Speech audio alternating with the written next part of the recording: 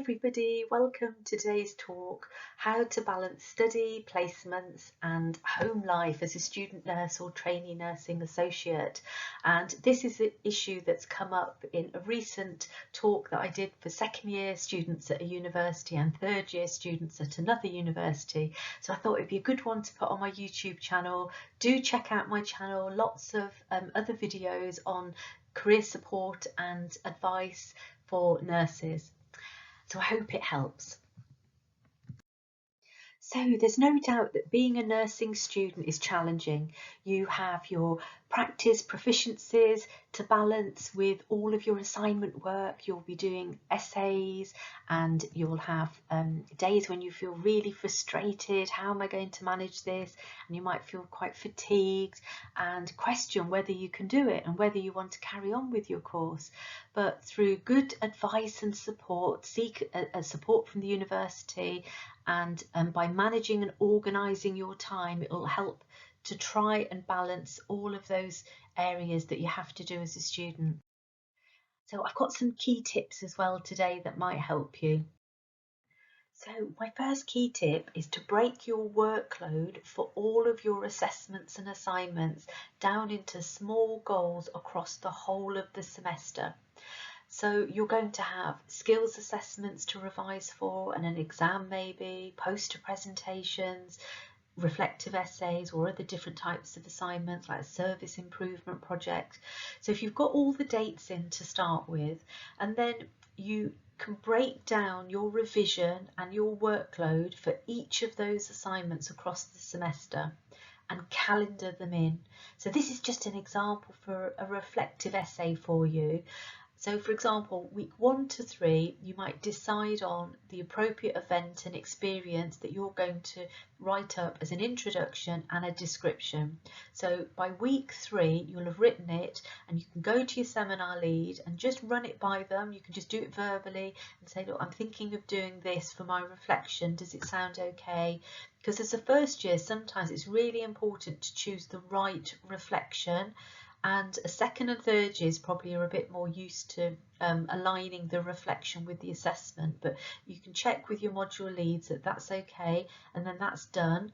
If it's not the right type of reflection and there's no literature in that area, for example, then at least you'll have the feedback and you can go and rewrite it, and that will spur you on and motivate you to look at the literature. And if you aim to look at the literature from week sort of 3 to 8, but I've put here 3 to 6, review the literature, go to the library, get a quiet room in the library, and then if you've got a large topic area like team nursing, for example, or teamwork, you can only analyse 2 or 3 key areas really in depth, or 2 or 3 themes in that topic area, and you could write some notes and decide which 2 or 3 areas am I going to focus on. So if it was team working, it could be barriers to team working, it could be looking at education across teams, it could be whatever area it is that links to your reflection, and you can compare and contrast the literature and just write your notes then. So you've got your references ready and you can identify the gaps and start building up your arguments and your analysis and the points that you want to make for the main body of the assignment. And then in week 6 to 8, write the main body of the assignment. So you've done your description, you've got your reflection sorted, you're now going to work on the main body of the assignment, and then week 9 to 11 complete your conclusion action plan, which won't take 2 weeks, but then there's a bit of flexibility there if you need a bit more time to look at literature. I have got a video out how to improve your reflective essays and academic writing that might help as well.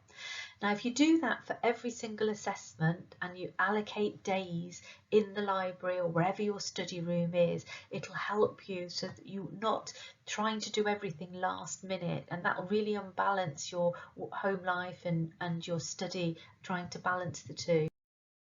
So allocate study days and time for all your assessment work across the semester, and remember that you're going to also be tired on your placement days, so try to use those theory days effectively, and because I remember when I was a student and when I first started in placement, and I would start falling asleep at 8 o'clock. I mean, if you can manage to do some study after placement days, if you're doing long days, you just be shattered. But if you did have shorter shifts, for example, you might be able to. But if you utilise those days that you've actually allocated for theory and for studying, it will mean that you're not doing everything last minute, which will really unbalance you, and you'll find it harder to balance work life and study. Small goals and lists will really help to prevent procrastination. So by breaking all your workload down into smaller chunks, it means that it doesn't feel so daunting. And if you could just get started and just start writing, make sure that you've got a study space that's quiet, turn your phones off. If you can't find a quiet space at home, go to the library and get into that study routine of just starting writing, whatever it is, just write something down. And as I said, if you can start with your description or your introduction, it'll get you started. Obviously, be flexible, because things can happen in our lives and you might have to change your plans. So you can't keep to your structured routine, your structured plan, and it might change over the course of your degree. But if you do try and organise your workload into smaller goals, it will really help. The second tip, prioritise essential versus non-essential work. And this is a skill that you can develop just like you develop your study skills, and it takes, time to develop these skills. Your physical and mental health and well-being must always be prioritised. And sometimes you cannot do everything perfectly. You might have to compromise. And I remember when I was doing my master's, because I used to be I still am a bit, quite a perfectionist. And so I found it really hard if I didn't have enough time, and I was doing my master's full time. So I was working full time and my master's, part time. And I remember on night shifts trying to get this assignment done, and I didn't get the grade that I wanted. But that was all I could do at that time. I had a family member that wasn't very well at the time as well.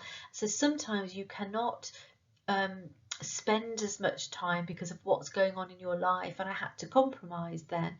You can't always do everything perfectly all the time, especially on a degree. You might have to spend less time on an assignment. You might have to revise those deadlines across your assignments. If you are poorly at all, even if it's at the beginning of semester, sometimes students don't bother putting a mitigating circumstances form in because they think, oh no, I'll be fine, I'm back now.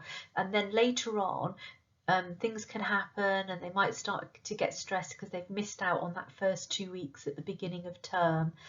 Then put your mitigating circumstances form in to request an extension, and do it earlier rather than later. Obviously, if you're poorly later, you have to do it later. But if you're poorly early on in the semester, don't hesitate to put the form in, and then you can organise yourself and rejig your calendar. And if you don't use the extension, that's fine, but it's there in case you need it. You might have to stop doing bank work or agency work. And so, I know financially students have to work sometimes while they're trying to balance their degree. If you're a level 6 pre-registration nursing student, the bursary was pulled, so your fees, there's still some sort of bursary, but your fees aren't paid now. And this is 2022, in case anybody's watching this, and in a few years the fees are paid, hopefully they would be. But I know students have got to work, some of them, while they're studying. And sometimes if you've got assignments, they're going to suffer, and you have to make a decision. How much bank work can I reasonably do when I have this hand-in date? And or you might risk failing an assignment, and that's your decision. And you'll have to sort of try and work out and balance what is achievable and what isn't, and what's going to compromise and what isn't. If financially you have to work a lot of bank or agency shifts as a healthcare assistant to financially during your degree, then you could potentially consider going part-time. Many students do the degree over 3 years full time, and you could extend to 4 and 5 years if financially you really do have to work, or you've got the option of an apprenticeship, which is a paid degree. So these are all things to think about. Working out what's essential and non-essential at home during your degree as well is important. So obviously your hand-in dates you need to prioritise. Your placement and your practice proficiencies need to be prioritised. You might prioritise a wedding or a birthday that semester. Otherwise, you might not be able to have the same social life during your calendared semesters. It might be when you've got holidays that you can do a lot more, but during that 3 years, you are going to have to think about what is essential here, what's non-essential. And sometimes you have to say no to people, that you can't do everything.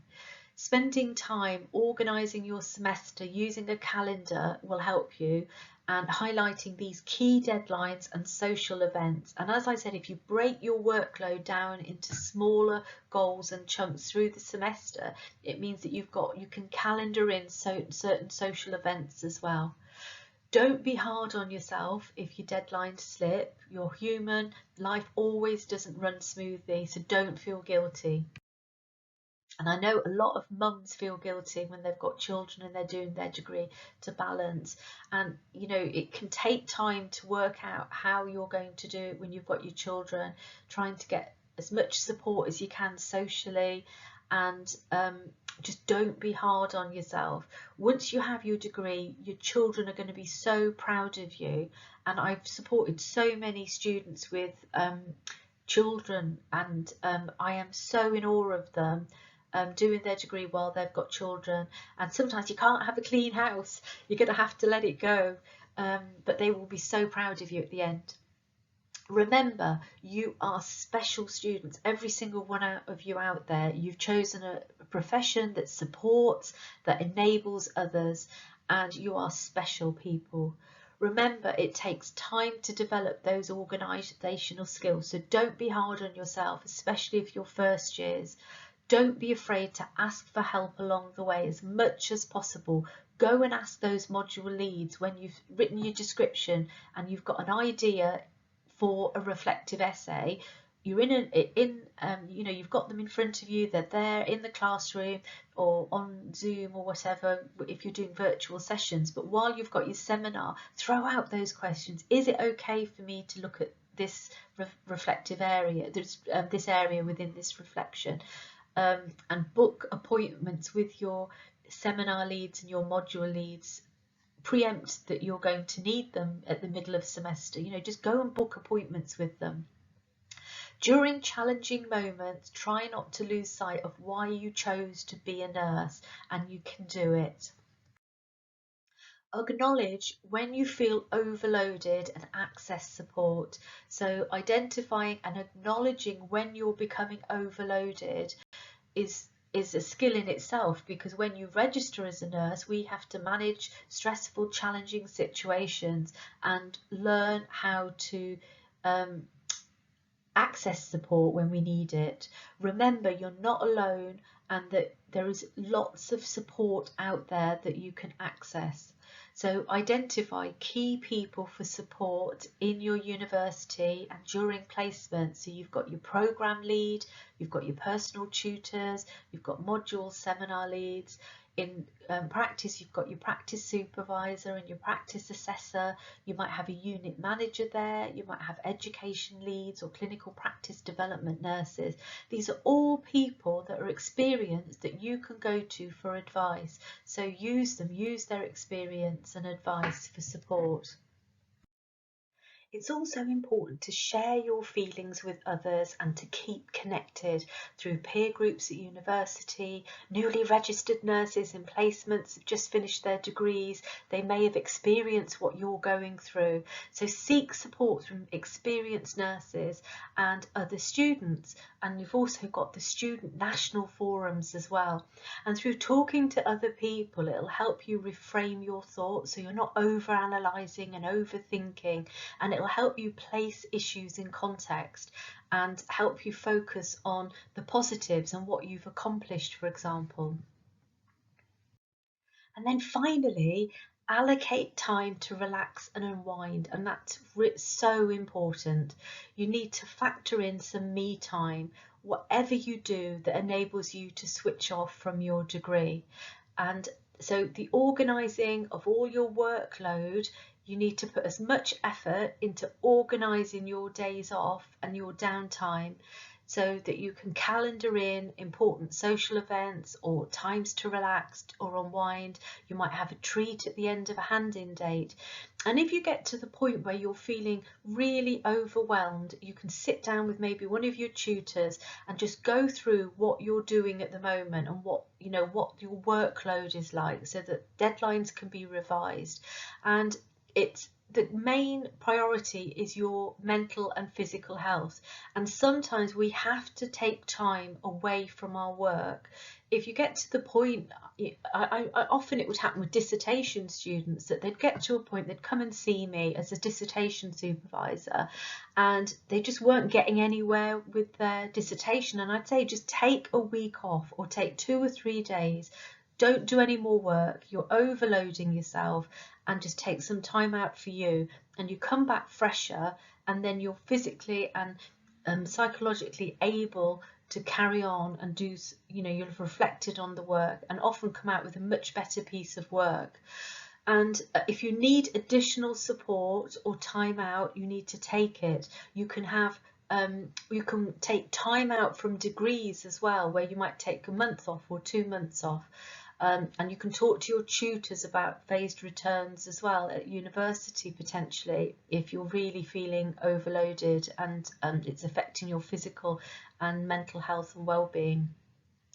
Don't add to your workload if it's not beneficial to your physical, mental health and well-being and your degree. And as I said earlier, sometimes things have to be compromised, that you might not be able to do everything, and you have to learn to say no to people sometimes as well and focus on you. So I hope some of those tips have helped, and do put any questions in the YouTube comments. I'll answer all the questions, and if you or you can DM me on Twitter or Instagram or on my website. And good luck with your careers, and just all of you look after yourselves and take care.